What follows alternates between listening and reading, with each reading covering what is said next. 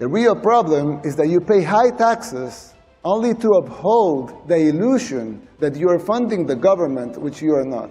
The government is funded by money printing, paper backed with paper, a bubble that will inevitably burst. Institutions were created to serve the people, and not the other way around. The global elites in the media, they work in conjunction, they run some stories and publish them, same pictures to reinforce their agendas. You're no strangers to that. Here in the United States, we deal with that in El Salvador too. I mean, who elected Soros to dictate public policy and laws? Why does he feel entitled to impose his agenda? George Soros, a public figure known for his substantial wealth and philanthropic endeavors, seems like a nobleman. But if we take a closer look, we see some problems. Despite advocating for global fairness, his wealth accumulation stems from financial maneuvers that worsen wealth inequality.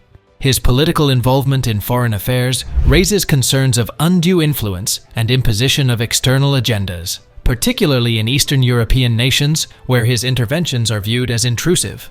In the United States, while professing support for change, his support primarily aligns with establishment figures, neglecting grassroots movements for genuine reform.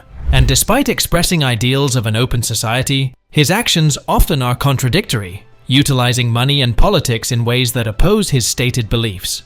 In the end, Soros's actions don't match what he says, making everyone question his true intentions.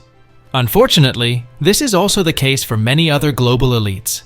As they articulate their ideals, their actions often prove detrimental to the public welfare and undermine the trust of the masses. This is what El Salvador President Nayib Bukele is urging everyone to be aware of and to fight against at the annual Conservative Political Action Conference.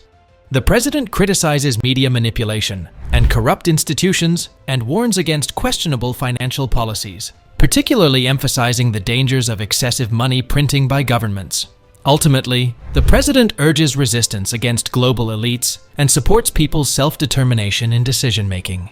Let us now view clips of President Bukele as he shares his valuable insights to the public. The corrupt system works in tandem with the so-called international community, the NGOs, and of course the fake news, just like it happens here in the United States. Unelected bureaucrats are trying to instate public policy. Who elected them? They don't have a democratic mandate. If they want a seat in the table, they should run for office. Let the people vote.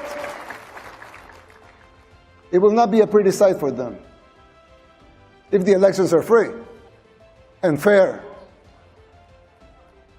I mean, who elected Soros to dictate public policy and laws? Why does he feel entitled to impose his agenda? Let me tell you something. Soros and his cronies hit a brick wall in El Salvador. Thank God, and all the glory be to him, Salvadorans are now immune to his influence. No one believes his lies anymore over there. We just had free and fair elections. And we won in a landslide with more than 84% of the vote. Let that sink in. More than 84% of the people voted to continue our policies. Our victory is unprecedented in the history and modern democracies in the world. They also gave us a supermajority in Congress, more than that. 54 seats out of 60. 57 if we count our allies. That's 95% of Congress. Let that also sink in. The people of El Salvador have woken up, and so can you. The global elites, they hate our success, and they fear yours. The people's free will to choose their leaders is something they despise, because they cannot control that. You have experienced this firsthand here in the United States. The global elites control the mainstream media. They finance campaigns, district attorneys, to mention a few. They abuse their powers. They persecute political opponents. In El Salvador, we don't weaponize our judicial system to persecute our political opponents. A practice that may sound familiar to you, but we don't do that there. And who's the dictator? The global elites in the media. They work in conjunction, they run some stories and publish them, same pictures to reinforce their agendas. You're no strangers to that here in the United States. We deal with that in El Salvador too. That is the free press that they talk about? Please. I always criticize the defenders of institutionalism. Not because I don't think strong institutions are paramount and necessary for a democracy, but because I find them very hypocritical. They don't seem to have the same standards for themselves as they are trying to impose on others. But there's yet another component that is more dangerous than a simple double standard. Institutions were created to serve the people, and not the other way around. The president points out a huge mistake that many people make, which is the belief that high taxes are the root problem of government funding. Instead of blaming high taxes, the president states that the real problem is when the government keeps printing more money. Money printing signifies corruption when used recklessly or for political gain. Excessive printing can lead to currency devaluation and inflation, disproportionately affecting vulnerable populations. It can enable unequal distribution of wealth, benefiting select groups while widening economic disparities. When governments prioritize printing money over sound fiscal policies, it undermines economic stability and erodes public trust.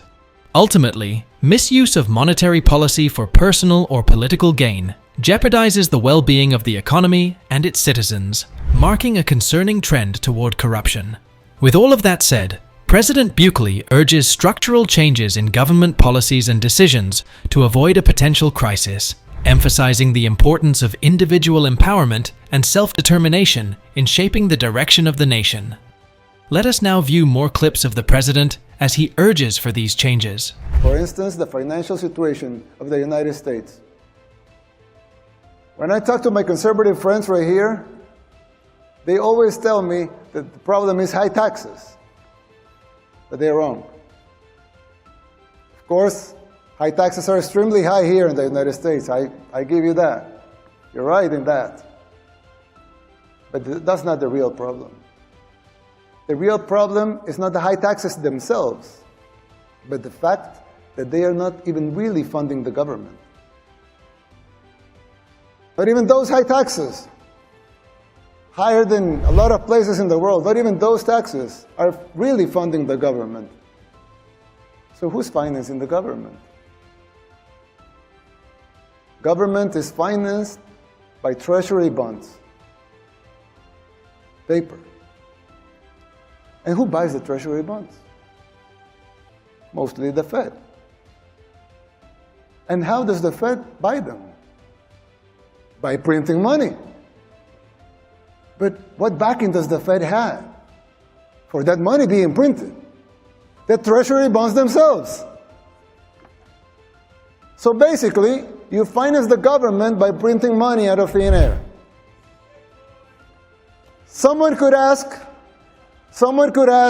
well, so if the government can print unlimited amounts of money out of thin air, why do they collect taxes? I mean, in theory, it would make sense, right? If they can print unlimited amounts of money, why would they need taxes for? The answer is simple, but it's very shocking. The real problem is that you pay high taxes only to uphold the illusion that you are funding the government, which you are not. It's shocking, but it's true. The government is funded by money printing, paper backed with paper, a bubble that will inevitably burst. The situation is even worse than it seems, because if most Americans and the rest of the world were to become aware of this farce, confidence in your currency would be lost, the dollar would fall, and the Western civilization with it. If the next president of the United States doesn't make the necessary policies and structural changes, sooner or later that bubble will burst. There's still time. You don't have to make the same mistakes we did in the 60s and the 70s. You can still jump before the water boils.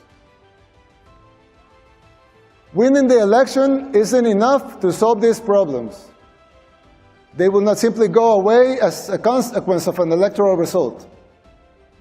It would take a total re-engineering of the government, top to bottom. It will entail making difficult decisions, like the ones we made in El Salvador since 2019, and they're already paying off. It will be hard. The system will push back, but you have the right to determine your own fate.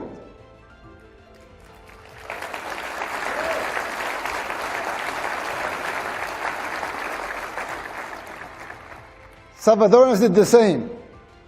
The decision for the direction of our nation was ours, and it continues to be ours. We didn't tolerate being told what to do. In doing so, we did the unthinkable. Against all adversity, we transformed El Salvador from the most dangerous country in the world to the safest in the Western Hemisphere. We did it by defying the global elites. We told them no more. And that is my message to you. Put up the fight, because it is, in the end, it will be worth it. President Nayib Bukele of El Salvador has gained attention as a polarizing figure, particularly among conservatives, following his re-election for a second term. Known for his tough stance on crime and gangs, Bukele's administration has been credited with transforming El Salvador from one of the world's most dangerous countries to one of the safest in the region. Despite allegations of human rights abuses, including arbitrary arrests during anti-gang operations, Bukele's appearance at the Conservative Political Action Conference received enthusiastic support from attendees, reflecting his growing influence, especially among certain segments of the conservative movement in the United States. Formerly the mayor of San Salvador, President Nayib Bukele first assumed office in 2019, promising transformative change for El Salvador, focusing on combating gang violence and corruption, and improving relations with the United States. His administration initiated widespread arrests targeting individuals suspected of gang involvement, resulting in approximately 75,000 detentions under extended emergency measures. Despite the president's controversial background, his message to the public carries significant weight. In today's world, shaped by rapid changes in technology, shifts in global politics, and disparities in wealth, President Nayib Bukele's message carries significant weight. It speaks to the complex issues affecting societies worldwide. We live in an age where information spreads quickly online, challenging traditional power structures and giving voice to dissent. However, this also means misinformation is rampant, dividing societies and eroding trust in established institutions. Meanwhile, a small group of global elites holds immense economic and political influence, widening the gap between the privileged and the marginalized. Bukele's call to resist these elites and champion self-determination resonates with many who feel marginalized and seek a greater say in decision-making. Despite the challenges, his message offers hope, encouraging people to demand accountability, engage in dialogue, and push for positive change. It's a vision for a fairer, more democratic future. How do you think the global elite's influence affects the decisions made by governments and institutions? And what role do you believe individuals play in challenging corruption and promoting accountability in society? Feel free to share your thoughts in the comment section below. Tell us if you agree with President Bukele or if you think otherwise. If you found this video insightful, please consider giving it a thumbs up, sharing it with others, and subscribing to our channel for more valuable content about the ever-evolving landscape of digital and global finance. Staying informed is crucial for securing your future. Until next time, take care. We look forward to seeing you again soon.